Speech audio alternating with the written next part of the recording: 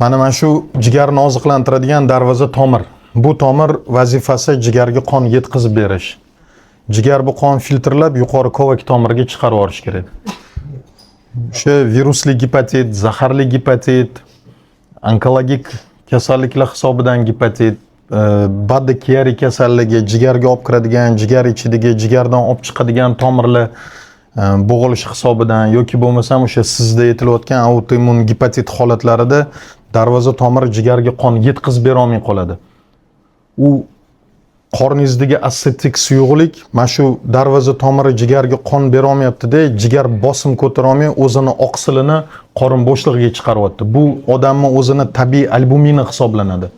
Buni o'rnini qoplash uchun albumin qilib turish kerak bo'ladi. O'shanga shunaqa narsa. Hozir ichkariga kiring, tayyorlashadi-da, bitta ko'raylik. Shunga qarab turib, keyin maslahatlashamiz. Bemorimiz autoimmun gepatit, jigar sirrozi, taloqni kattalashishi va assetik qorinda suyuqlik borligi bizga shikoyatlari bemorimizda ertalabdan axlatning rangi qorayganligi sababli murojaat qilganlar. Axlatning rangini qorayishi jigar sirroz holatlarida odatda bu qon ketish gumonini beradi.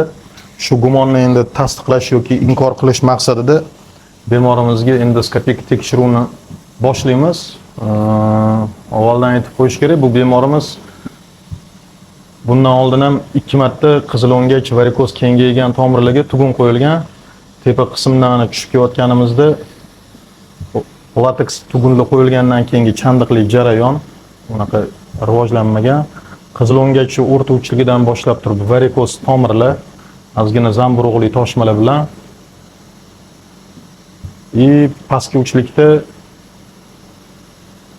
уже ikkinchi, uchinchi darajaga o'tgan, ya'ni Sachender, Ben-Müller degan avtorlar bo'yicha 3-darajaga o'tayotgan varikoz tomirlar qizil olcha belgilari bilan, lekin oshqozonni ko'rganimizda oshqozon toza, yallig'lanish belgilari bor, lekin hech qanaqa qon ko'rayotgan joyimiz yo'q.